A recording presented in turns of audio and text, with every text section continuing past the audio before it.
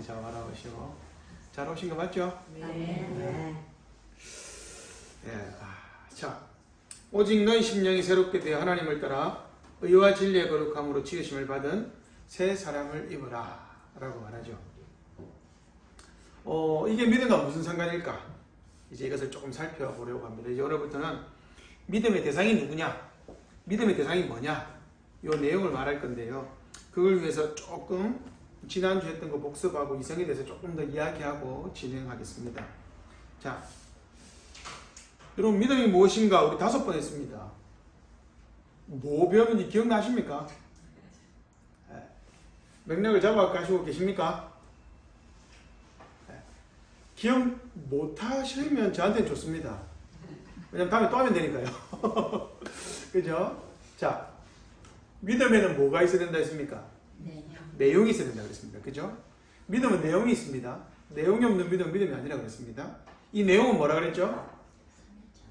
예, 삼위 하나님에 대한 내용입니다. 자, 그래서 믿음에는 뭐가 포함된다? 세 요소 뭐라고 했습니까? 지식, 동의, 신뢰. 그죠? 요 세 가지가 반드시 품고 간다. 그래서 지난주에는 그래서 이성과의 관계, 이성은 반드시 필요하다. 그 이성이 새롭게 되는 과정. 여러분 왜 이성을요 계속 이야기를 하냐면 얼마 전에 몇 년 안 된 것 같아요. 여러분 하나님의 말씀을 이해를 하지 못하는 죄송합니다. 혹여나 하나님이 이해를 하지 못하는 장애를 가지신 분이 있으면 세례를 주어야 될까요? 주지 말아야 될까요? 이게 총회 안건으로 상정이 됐습니다. 줘야 된다고 결론 났는데 저는 반대합니다. 주면 안 됩니다. 안 줘도 됩니다. 왜냐하면 세례를 못 받는다고 해서 천국을 못 가는 건 아닙니다. 여러분 세례 받는다고 천국 가는 거 아니죠 다. 그죠? 왜냐하면 세례를 받는 것은 중요합니다. 그러나 세례를 받는다고 100% 천국 간다고 말할 수는 없습니다. 그러면 반대로도 말할 수 있죠. 세례를 안 받아도 지옥 간다고 말할 수 없는 거죠. 그죠? 세례는 믿음의 표시입니다. 믿음을 표하는 거지 이 사람이 구원받았다는 걸 표하는 것은 아닙니다. 구원이 약속되어 있는 거죠. 요거는 조금 더 몇 주 지나면 아마 나올 거예요. 좀 더 할게요. 자, 여러분 세 사람 에베소서 보면 세 사람이란 말이 많이 나옵니다. 세 사람. 세 사람이 있으면 어떤 사람이 있는 거예요? 옛사람이 있죠. 저는 헌사람이라고 생각했는데 옛사람, 헌사람을 뭐라 그래요? 좀 속된 말로 이걸 시체라고 합니다. 죽은 사람이라고 말합니다. 옛사람은 죽은 사람. 자, 근데 여러분 세 사람은 왜 세 사람이라고 부르냐면요. 우리가 잃어버린 게 있는 거예요. 뭘 잃어버렸죠? 타락한 사람이 타락함으로 잃어버린 게 뭐예요? 무엇을 잃어버렸죠? 타락한 사람이 잃어버린 게 뭘까요? 이걸 성경적인 용어로는 하나님의 형상이라고 합니다. 우리는 하나님의 형상을 상실했습니다. 어디까지요? 전부 다. 전적 타락. 그죠? 우리는 전부 타락했습니다. 이게 전적 타락을 뭐라 그랬죠? 깊이가 아니고 그렇죠. 너비. 전부 다 범위라고 말씀드렸습니다. 죄는 우리에게서 하나님의 형상을 강탈했습니다. 하나님에 대해 거룩한 지식을 삭제해버렸습니다. 여러분 우리가 하나님에 대한 지식을 잃어버렸다는 것을 어디에서 할 수 있을까요? 어디에서 할 수 있죠? 우리가 하나님에 대한 지식을 잃어버린 거 어디에서 할 수 있어요? 사람으로서는 하나님의 구원에 이룰 수 있는 방법이 지식이 있다 없다? 없다는 것을 보면 알 수 있죠. 사람 편에서는 알 수 없습니다. 우리는 절대 하나님을 알 수 없어요. 이게 우리가 잃어버렸기 때문이에요. 이걸 타락이라고 합니다. 전적 타락. 자 보세요 여러분. 애굽에 있던 백성, 그 출애굽한 백성이 있잖아요. 이 사람들은 출애굽하기 전에 하나님의 백성이었습니까? 출애굽하고 난 뒤에 하나님의 백성이었습니까? 언제 하나님의 백성이었을까요? 정답을 맞추시는 분에게 선물을 드리겠습니다. 애굽에 있던 백성들은 언제부터 하나님의 백성이었을까요? 정답은 창세전부터입니다. 우리도 창세전부터 하나님의 백성이라면 애굽에 있던 백성들도 창세전부터 하나님의 백성이었습니다. 그건 당연한 거죠. 그죠? 자, 그런데 이 사람들이 하나님이 보낸 모세를 거부합니다. 왜 거부했을까요?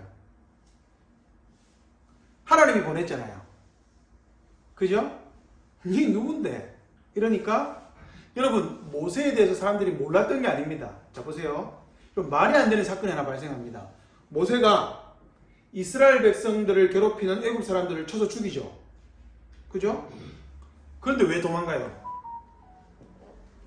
왜 도망가죠? 그 다음날 보세요. 그 다음날 이스라엘 백성들끼리 싸우니까 모세가 뭐라 그래요? 야, 너 같은 백성들끼리 왜 싸우노? 그러니까 그들이 뭐라 그러죠?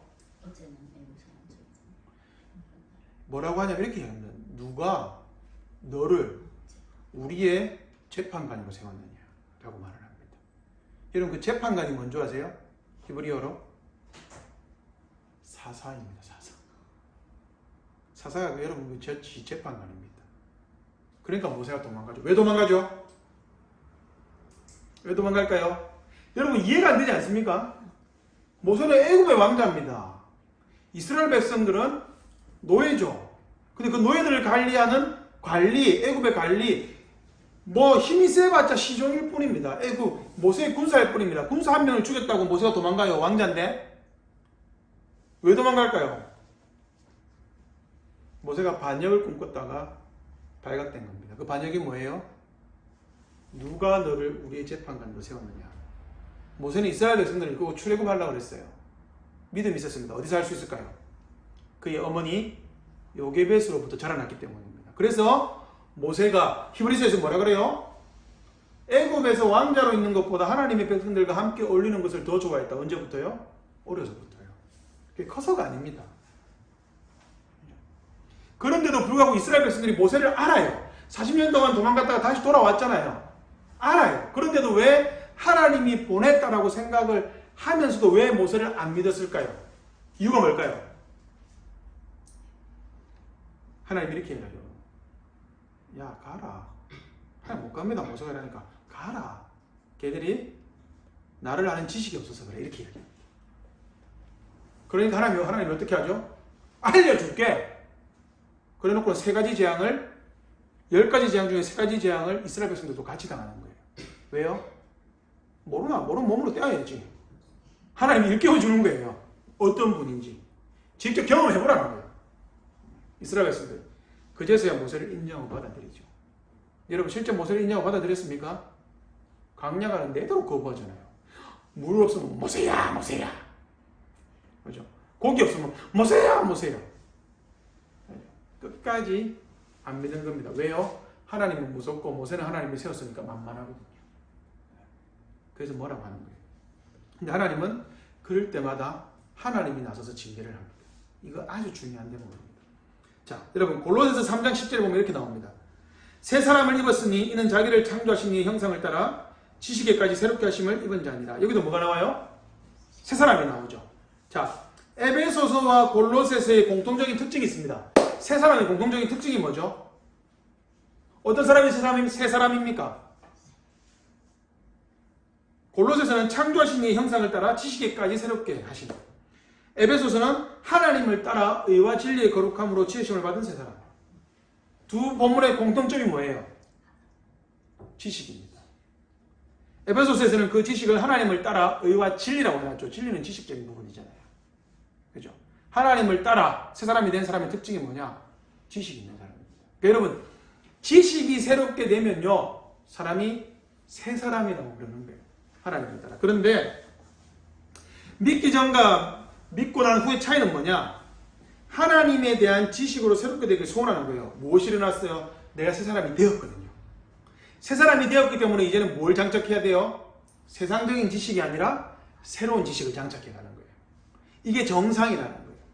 새 사람이 되었기 때문에 지식적으로 계속해서 자라나야 돼요. 아이가 태어났죠? 태어났기 때문에 엄마 젖을 먹으면서 어떻게 해야 되죠? 자라가야 돼요. 엄마 젖을 먹는데 자라지 않으면 어떻게 돼요? 아이고, 문제가 있구나. 그럼 병원에 가겠죠. 그죠? 여러분, 안 자라나는 게 비정상이라는 걸 아셔야 돼요. 자, 그래서 믿고 난 후에는 이제 어떻게 되느냐? 여러분들이 믿었다는 증거가 뭐냐? 하나님에 대한 관심이 생기는 거예요. 교회 갔는데 말씀이 들리는 거예요. 이게 시작이에요, 시작. 이게 다 자라난 게 아니고 시작이에요, 시작. 그러면서 내 마음이 세상으로 가려고 했던 내 마음이 계속해서 하나님께로 돌아서는 거예요. 그리고 하나님이 뭐라고 말씀하시는지 따라가고 싶어. 그게 은혜라는 걸 알아요. 네. 연약하더라도. 여러분 그 믿음이란 무엇인가를 계속 강의하다 보면 여러분 이런 생각이 들 수 있어요. 그래서 내가 구원받았을까 안 받았을까 이게 또 헷갈릴 수 있습니다. 그 부분은 제가 마지막 시간에 해결하려고 그래요. 다 해놓고 나서 마지막 시간에 위로를 한 방에 드릴게요. 네. 믿음이 연약해도 괜찮다라는 거예요. 네. 그거는 나중에 제가 알려드릴게요. 자, 그래서 이제 하나님이 여러분 어떤 분이신지를 알기를 소원하는 마음이 반드시 생기게 되어 있습니다. 그래서 여러분 조나단 에드워즈라는 그 미국의 유명한 부흥을 이끌었던 학자는 뭐라고 이렇게 이야기했습니다. 목사의 학자가 이렇게 이야기했습니다. 하나님이 짐승과 구별되는 기능으로 인간에게 이성을 주셨다. 이성을 활용하지 않으면 스스로 짐승이 되는 것이다. 이해되시죠? 멋진 말을 했습니다. 그렇죠? 짐승과 구별되는 게 뭐예요? 여러분 사회학적으로도 인간과 짐승의 차이를 뭐라 그래요? 이성이라고 그러잖아요. 그렇죠? 짐승은 이성적으로 행동하지 못하잖아요. 짐승은 뭐가 지배하죠? 본능. 그죠? 인간은 이성. 근데 이성을 활용하지 않으면 사람들이 뭐라고 욕해요? 너희 짐승아. 옛날에는 뭐라 그래요? 이런 금수만도 못한 놈. 이게 뭐예요? 전부 다. 그게 정답인 거예요. 그죠? 그래서 사람과 짐승의 차이는 이성을 활용한다. 그래서 여러분 하나님이 이성을 주셨기 때문에 이성을 적극적으로 활용하는 겁니다. 뭐 하는데요? 가장 고귀한 지식인 하나님을 알아갑니다. 그죠? 사도 바울이 뭐라고 그랬습니까? 예수 그리스도를 아는 지식 외에는 내가 이제 다 배설물로 여긴다라는 거예요. 이게 정상이라는 거죠. 자, 그래서 에드워즈는 하나님이 인간에게 이성을 주신 목적이 뭐다? 하나님을 더 알고 그 믿음을 더 키워가기 위함이다라는 것이었습니다. 자, 그러므로 구원하는 믿음은 뭐다? 이성을 새롭게 하여 믿음의 대상에 대한 바른 지식과 이해관계를 가진다라는 거예요. 언젠가 될지 모르겠지만 제가 언약에 대해서 한번 심도 있게 조금 한번 다뤄보겠습니다. 이 언약이라는 게 믿음에 있어서 되게 중요하게 차지하는 부분이 있거든요. 성경 전체를 언약적인 관점에서 해석할 수 있습니다. 그래서 이거는 다음에 한번 다뤄보겠습니다. 자, 그러면 믿음의 대상. 자, 여러분 교회를 출석하는 사람들 중에요, 적지 않은 사람들이 자신이 믿는 대상에 대해서 잘 모르는 경우가 많습니다. 여러분 이슬람에 사람들이 알라를 잘 알까요? 모를까요? 잘 모릅니다. 그러니까 세뇌시키면 거기에 넘어가는 거죠. 네가 가미가제처럼 자폭해가지고 테러를 일으키잖아. 그거는 거룩한 성전이야. 그것을 행하면 천국 가면 어떻게 된다? 제일 좋은 집에서 아내가 40명이야. 이렇게 얘기를 합니다. 그러면 이제 이 땅에서 죽는 거예요. 왜냐하면 이 땅에서 네 얼마 산다고 하나? 길어봐야 100년이다. 근데 천국에서 영원히 엄청 넓은 집에서 40명의 아내를 거느리고 영원히 산다. 모르면 어떻게 될까요? 혹하는 거죠. 왜냐하면 그게 최고의 가치니까요. 뭐가요? 넓은 집, 아내, 40명. 그죠? 이 가치니까요. 그렇게 되는 거예요. 왜 그렇죠? 바른 지식이었기 때문이죠. 자, 그래서 여러분 교회를 출석하는 사람들도 하나님을 믿는다고 하는데 하나님과 예수님에 대해서 잘 모르는 경우가 태반입니다. 이거 심각하게 생각하셔야 됩니다. 그렇지 않습니다. 하나님이 어떤 분이신지, 예수님이 어떤 분이신지 설명하라고 하면 머뭇거리죠. 그래서는 안 됩니다. 알아가야 해요. 여러분 성경을 믿습니까? 안 믿습니까? 예수 믿는 사람들 전부 다 성경은 믿는데 그 다음 말이 뭐예요? 읽진 않아요. 여러분 성경을 믿는다고 말하는데요, 성경을 한 번도 읽지 않은 사람들이 많습니다. 그럼 여러분 이건 무엇을 말하죠? 덮어놓고 믿는다. 뭘 말하는데? 몰라 안 믿어. 이게 믿음입니까? 아닙니까? 아니야, 이건 아닙니다. 절대로 아닙니다. 이건 아니에요. 성경을 덮어두고 한 번도 읽지도 않았는데 성경을 믿는다고? 이거 거짓말입니다. 성경이 말하는 것을 알지를 못하는데 어떻게 믿어요? 그럼 여러분 우리의 신앙이 어떻게 되느냐? 교회에 오면 목사님 말하는 거 다 믿습니다. 이렇게 되는 거죠. 그것도 여러분 틀렸습니다. 분명히 설교를 들으면 믿음이 생기는 건 맞아요. 근데 여러분 믿음이 생기면요 반드시 뭘로 간다고요? 하나님에 대해 알려주는 가장 확실한 말씀으로 돌아가게 되어 있습니다. 이것은 굉장히 무책임한 말이죠. 성경을 믿는다면서 성경을 읽지 않는다. 로마 카톨릭의 맹목적인 믿음이 바로 이런 믿음이었습니다. 그냥 덮어놓고 믿으라는 거죠. 전혀 그렇지 않습니다. 여러분이 진짜 심각하게 생각하셔야 됩니다. 여러분 종교개혁이 왜 일어났죠? 종교개혁이 왜 일어났어요? 사람들이 성경을 몰라서 일어났습니다. 루터는 사제였습니다. 사제에게는 성경책이 있어요.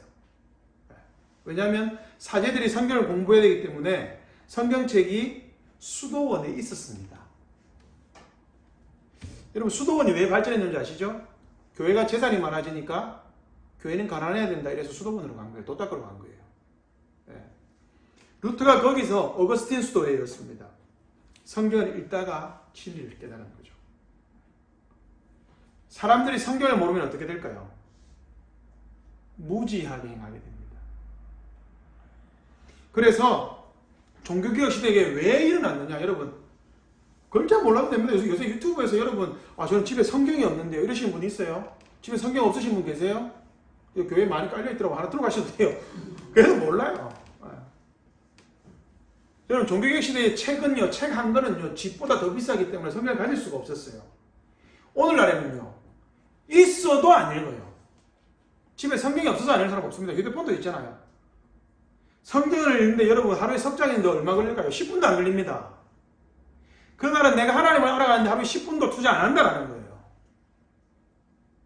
지금 종교개혁이 일어나야 되지 않을까요? 훨씬 더 심각합니다. 종교개혁 시대보다. 훨씬 더 많이 타락했습니다. 여러분 하나님은 영적인 분이죠. 그래서 우리의 눈으로 물리적인 시각으로 파악됩니까? 파악되지 않습니까? 파악되지 않습니다. 하나님은 우리의 오감을 통해서 파악하는 게 아닙니다. 그러므로 관상기도 있죠. 그거 틀렸습니다. 그 성경적인 기도가 아닙니다. 관상기도 뭔지 아세요? 생각을 따라 하나님을 계속 떠올리라는 거예요. 그럼 하나님께로 이른다는 거예요. 그 이단적인 요소입니다. 그 로마 카톨릭에서 한 기도였어요. 그 성경적이지 않습니다. 영혼의 아버지이신 하나님은 영이시니 물리적인 특징이 없어요. 그러면 우리가 여기서 여러분 질문이 생기죠. 그러면 내가 믿는 하나님이 진짜 하나님입니까? 아닙니까? 이걸 어떻게 알아요? 이걸 어떻게 알죠? 기준이 있어야 된다는 거예요. 그게 뭐예요? 그게 성경이라는 거예요. 성경이 말하는 기준을 따라서 내가 믿는 하나님이 진짜인지 아닌지를 따져보셔야 돼요. 안 따져보는 것은 여러분 영원히 사는 건데 여러분 집 계약할 때 그 집 가봅니까? 안 가봅니까? 안 가보고 그냥 계약해라. 그 깔고 집 한 10채 있는데 한 채 입장해야 된다고 또 더 사면 되지. 이런 사람이 계세요? 그런 분들은 그러셔도 돼요. 집에 한 500억씩 있으신 분들은 그래도 괜찮아요. 근데 여러분 보통 그렇게 안 하잖아요. 어떻게 하세요? 남양이가 몇 층이고 몇 평이고 그죠? 우풍은 어떤가 다 따져보잖아요. 맞습니까? 아닙니까? 왜 그렇게 해요? 우리가 살 집이니까요. 근데 영원히 살 천국에 대해서는 따져보세요. 천국 몇 평이에요? 따져보셔야 된다는 거예요. 그게 정상이라는 거예요. 자, 내가 믿는 존재가 하나님인지 아닌지 어떻게 하느냐? 하나님은 영적이시기 때문에 하나님이 갖고 계시는 영적인 특성을 뭐라 그래요? 속성이라 그래요. 하나님의 속성, 하나님의 특성, 이것을 속성이라고 합니다. 영적인 속성. 그래서 핵심은 뭐냐? 여러분, 하나님이 어떤 속성을 갖고 계시느냐, 그리고 우리가 그를 어떻게 파악하고 있느냐가 중요합니다. 다시요. 구원하는 믿음은 대상과 관련이 있기 때문에 그 대상이 눈에 안 보여요. 그래서 우리가 어떻게 믿고 받아들이냐, 알고 있느냐가 중요합니다. 어떤 분이시냐, 하나님의 속성을 따라서 파악하고 나하고 어떤 관계에 있는지를 파악해야 돼요. 정확하게. 자, 광야에서 출애굽한 백성들이 율법을 받았습니다. 시내산에서 40일 동안 모세가 내려오지 않자 어떻게 하죠? 불안했던 거예요. 아론을 찾아가죠. 야, 뭐라 그래요 아론에게? 십계명 서문에서 했던 말을 똑같이 합니다. 나는 너를 애굽 땅 종되었던 집에서 우리를 애굽에서 인도해내 구원해내 누구를 만들어달라? 신을 만들어달라. 신을 만들어주죠. 금송아지 만들고 뭐라 그럽니까? 보라. 뭐라 그래요 아론이? 아니요, 여호와다라고 말합니다. 여호와라고 하는 거예요. 금송아지를 여호와라고 불러요. 근데 여호와라고 불렀는데 여러분 어떻게 노는지 아세요? 예배드리고 노는 거예요. 어떻게 해요? 본 게 있거든요. 출애굽기 20장에서. 여러분 그 출애굽기 20장, 23, 24장 가보면요. 어떤 현상이 발생하냐면 모세가 꼭대기에 올라가고 장로들은 70명은 중간까지 가잖아요. 그 중간에서 하나님이 모세하고 함께 나오라 그래요. 70명 장로들을 오면 먹고 마시는 현상이 있습니다. 하나님이 취해가지고 이걸 황홀경이라고 하죠. 영적인 황홀경에 빠지는 거예요. 그래서 하나님과 먹고 마시면서 잔치가 벌어졌는데 이것을 백성들이 본 거예요. 똑같이 흉내냅니다. 어떻게 해요? 이방 신에게 했듯이 먹고 마시면서 자기들끼리 엄란한 행동하기 시작한 거예요. 누구를 섬기면서요? 여호와를 예배하면서요. 여러분 우리가 금송아지를 하나님이라고 하는지 안 하는지 어떻게 알아요? 여러분 어떻게 구분하세요? 왜 10계명 1계명이 제일 앞에 있는지 아시겠죠? 하나님을요 비슷하게나 여러분 내 생각 속에서 하나님은 이런 분이야 라고 이게 하나님이라고 생각하잖아요. 그게 금송아지예요. 성경이 말하는 대로 정확하게 내가 하나님을 인식하지 않으면 파악하지 않으면 내가 누구를 섬기는 거예요? 금송아지를 섬기면서 여호와라고 한다니까요. 얼마나 무서워요. 그리고 처음 봤는데 하나님이 니 누구니라면 어떻게 돼요? 그죠? 그때는 끝인 거죠. 잠언 29장 18절에서 이렇게 이야기했습니다. 묵시가 없으면 백성이 어떻게 행한다? 방자에 행한다. 이 방자이란 말이 한 번 더 나왔습니다. 언제 나왔을까요? 바로 금송아지 사건입니다. 출애굽기 32장 25절 제가 읽어드릴게요. 모세가 본즉 백성이 방자하니 이는 아론이 그들을 방자하게 하여 원수에게 조롱거리가 되게 하였습니다. 여러분 보세요. 이거 중요한 말이 나오죠. 방자란 말이 몇 번 나왔습니까? 출애굽기 32장에 2번 나옵니다. 백성이 방자한데 아론이 또 방자하게 했다. 그러면 잠언 29장 18절에 의하면 백성들이 왜 방자했죠? 묵시가 없기 때문에. 다른 말로 하나님을 아는 지식이 없기 때문에. 근데 여러분 실제로 하나님을 아는 지식이 없었어요? 아니죠. 하나님이 알려줬잖아요. 나는 너를 애굽 땅 종되었던 집에서 인도하여 너의 하나님 여호와다. 구원자다 알려줬잖아요. 그러면서 내 형상 만들지 말라고 알려줬잖아요. 40일 전에 바로 까먹어버린 거예요. 어떻게 되죠? 바로 방자행합니다. 근데 여러분 그 방자행을 뭐라 그래요? 원수에게 조롱거리가 되도다 이렇게 합니다. 여러분 무슨 말이에요? 우리가요 하나님을 성경이 말하는 하나님대로 정확하게 섬기지 않을 때 우리는 원수에게 하나님의 이름이 조롱거리가 되게 하는 거예요. 오늘 한국교회에 조롱거리 되어 있습니다 이미. 왜 그래요? 하나님을 아는 지식이 없어서 그래요. 여러분 댓글 보시죠. 장난 아닙니다.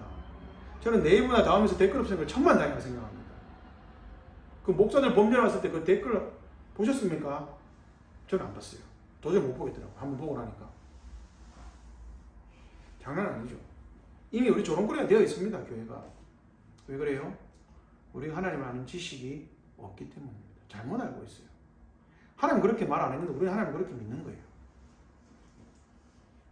자, 기억하십시다. 우리가 하나님이 계시하신 대로 하나님을 모를 때 누가 욕을 먹어요? 하나님 욕을 먹습니다. 누구에게서요? 원수에게서. 이 사실을 반드시 기억하셔야 돼요. 하나님의 이름이 조롱받습니다. 근데 여러분 우리가 하나님을 제대로 섬길 때는 어떻게 되죠? 하나님의 이름이 이방 땅 가운데 칭송을 받습니다. 보세요. 하나님은 자기의 이름의 영광을 누구에게 맡겨두셨어요? 교회에 맡겨두셨습니다. 우리에게 맡겨두셨어요. 여러분 교회의 영광이 여기에 있어요. 우리가 아무것도 아닌 게 아니에요. 하나님의 이름이 우리에게 달려있습니다. 우리 하나님을 제대로 섬기면요 하나님의 이름이 칭송을 받습니다. 자, 물론 여러분 우리가 하나님을 믿는다는 것이 하나님에 대한 완벽한 지식을 가져야 된다? 아니다? 가질 수 없죠. 이걸 뭐라 그랬죠? 전문적인 신학적인 용어로 불가해성. 하나님을 다 완전히 이해하는 것은 불가능하다. 불가해성. 그런데 불가해성 때문에 뭐에 빠지면 안 된다?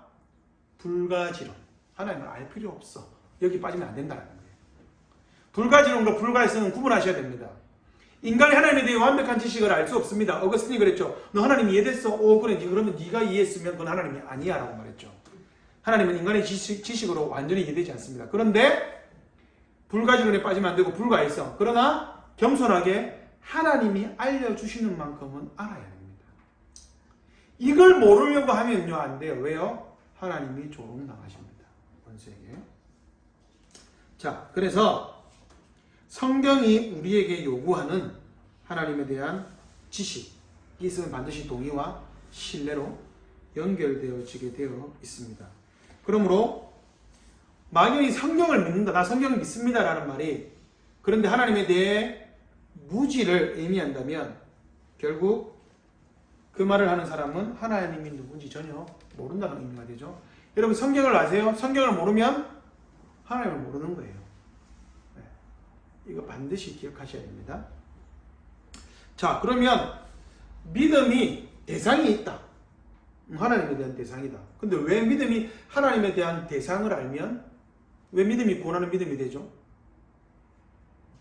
믿음의 효과가 있기 때문입니다. 요것만 하고 마치겠습니다. 자, 여러분 믿음은요 두 가지 효과가 있습니다. 첫 번째, 믿으면 구원하는 믿음이 어떤 효과가 있느냐? 우리가 알 수 없어요. 우리가 알 수 없는 걸 뭐라 그러죠? 성경에서 우리가 알 수 없는 걸 성경에서 두 자로 뭐라 그러죠? 신비라고 부릅니다. 다시요.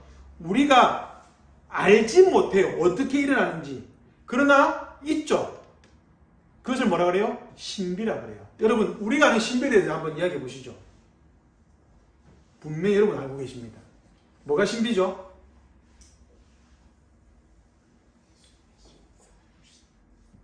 네? 예수님의 성육신. 예수님의 성육신은 신비입니까? 팩트죠. 팩트죠. 예, 팩트인데 신비적인 영역이 있죠. 어떤 게 있습니까? 인성과 신성이 같이 있다는 신비죠. 이건 알 수가 없죠. 우리가. 우리에게 또 있어요. 무엇이 있을까요? 성찬이 신비라는 거 아시겠습니까? 여러분 그 떡과 포도주가 우리한테 들어오잖아요. 여기 성령님이 어떻게 임재하시죠? 여러분 떡과 잔에 임재하신다고 생각하시면 안 됩니다. 떡과 잔에 예수님이 왜 거기 들어가세요? 그렇지 않아요. 그런데 떡과 잔이 우리 안으로 들어오잖아요. 우리가 그걸 뭐라 그래요? 예수님의 살과 피라고 하잖아요. 여러분 그래서 로마 가톨릭은 진짜 그걸 사제가 들고 우리의 마음을 하나님께 듭니다 하는 순간 이걸 축사라 그래요. 유카리스테오. 감사합니다. 실제로 이게 떡과 잔이 예수님의 살과 피로 실제로 변한다고 믿어요. 그래서 잔을 주지 않아요. 예수님이 떡은 쏟으면 주워 먹으면 되는데 피는 못 주워 먹으니까. 그래서 자기들끼리 포도주를 홀짝홀짝 마십니다. 사제들끼리만 먹습니다. 성찬이 신비죠. 어떻게 거기에 성찬을 먹을 때 우리가 그리스도와 연합하는지 우리는 알 수 없어요. 그런데 그 사실이 있습니까? 없습니까? 있죠. 세례도 신비죠. 여러분 세례 받으면 그리스도와 연합합니까? 그리스도와 합체하셨어요? 어떻게 되셨어요? 알 수 있어요? 없어요? 신비입니다. 이걸 신비라고 해요. 자, 믿음이 무엇을 하느냐? 여러분 우리가 구원하는 믿음이 우리 안에서 솟아났을 때 우리에게 어떤 일이 일어나느냐? 우리가 믿음이 있다고 했을 때 우리에게 일어나는 현상은 우리가 예수 그리스도와 연합하는 겁니다. 이게 신비예요. 알 수가 없어요. 우리는. 느낌적으로 나는 알아. 이거 이단입니다. 그렇지 않아요. 믿음은 여러분 느낌이 아닙니다. 이거 잘 아셔야 됩니다. 믿음은 뭐냐? 믿음은 수단이에요. 어떤 수단이에요? 우리를 그리스도께 접붙이는 수단입니다. 예수님도 말씀하셨죠. 나는 포도나무고 너희는 내 가지다. 어떻게 접붙여지는지 우리는 알 수는 없어요. 느낌도 없어요. 근데 말씀을 통해 우리는 믿을 뿐입니다. 왜요? 믿음이 실제 그 일을 하거든요. 이 신비의 영역이지만 있습니다. 두 번째. 근데 여러분 그게 신비로 끝나지 않는 것은 무엇이기 때문이죠? 여러분 믿음이 있는 사람들의 특징은 뭘까요? 실제 효력이 발생할까요? 하지 않을까요? 어떤 효력이 발생합니까? 어떤 효력이 발생하죠? 보세요.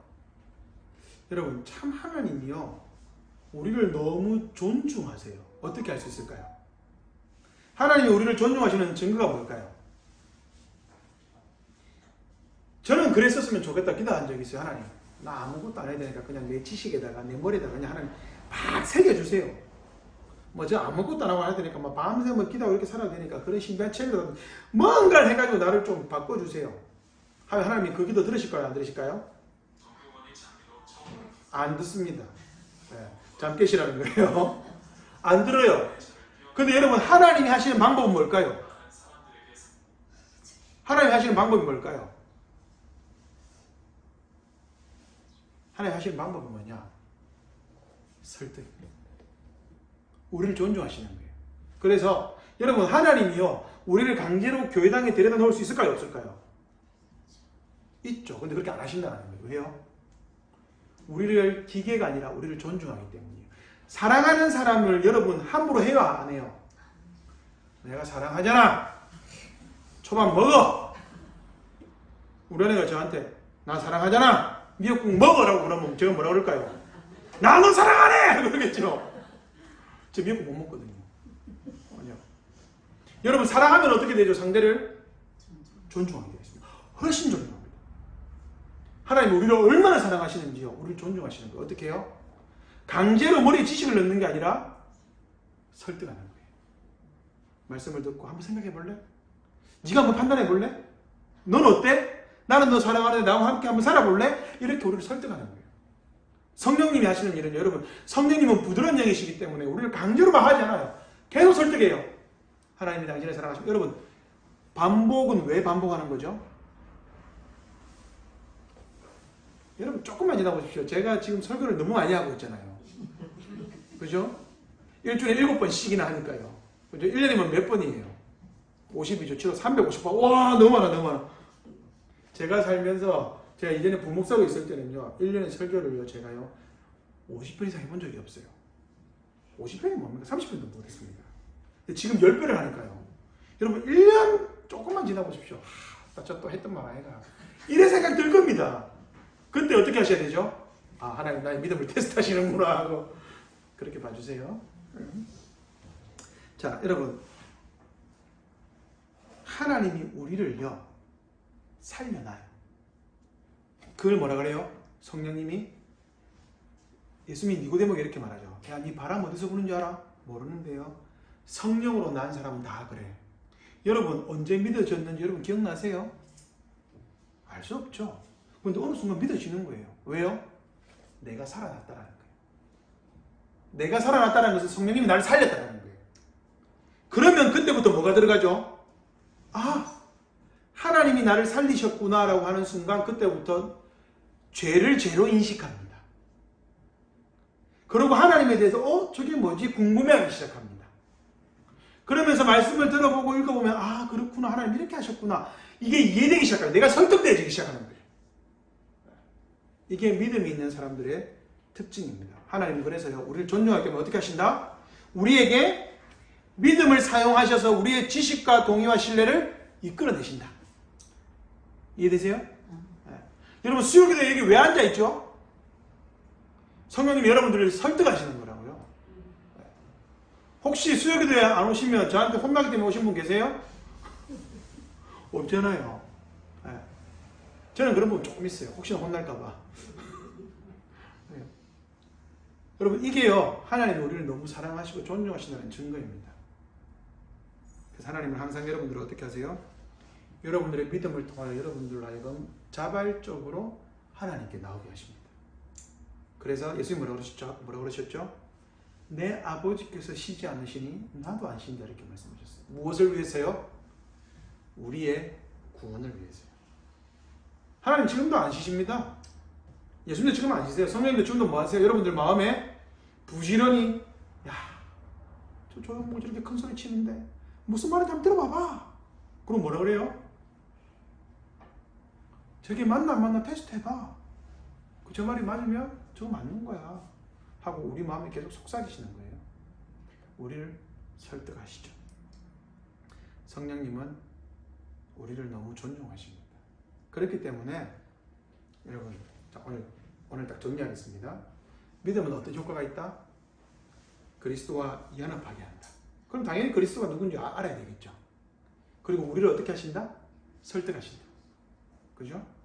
그리하여서 어떻게 알게 하신다? 하나님이 우리를 설득하시고 우리와 연합하시는 그 하나님이 누구신지 우리로 하여금 알게 하신다.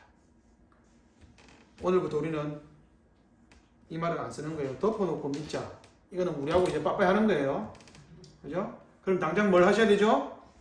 성경 읽으셔야죠. 성경을 일단 모르는 부분이 생기면요, 010-9718-3927로 문자 보내시면 됩니다. 이게 무슨 내용이에요? 하면 제가 전화할 겁니다. 아, 네, 그런 내용입니다 하고 알려드립니다. 그거 하셔야 돼요. 그러다가 제가 귀찮아지면 어떻게 할까요? 이 책 사서 읽어보세요 하고 책을 소개해드리겠죠. 그죠? 여러분, 그게 신앙생활이에요. 다른 거 아닙니다. 기억하십시다. 믿음은 하나님을 아는 지식인데, 그죠? 삼위 하나님을 아는 지식인데, 동인대 신뢰인데, 그 안에서 일어나는 효과는 우리를 그리스도에게 접붙인다. 우리가 그리스도에게 접붙여졌으니까 하나님 우리를 그리스도와 같이 대우하신다. 그리고 우리를 하나님이 설득하신다. 이제 존중하시는 거예요. 우리를 존중해서 이거 해줄래? 이거 해줄래? 이건 어떠니? 한번 들어볼래? 그죠? 그럼 우리가 할 일은 뭐죠? 영생은 유일하신 참 하나님과 그가 보내신 자 예수 그리스도를 아는 것. 이제 알아가는 게 여러분 재미가 있어야 돼요. 여러분 재미가 있으셨으면 좋겠습니다.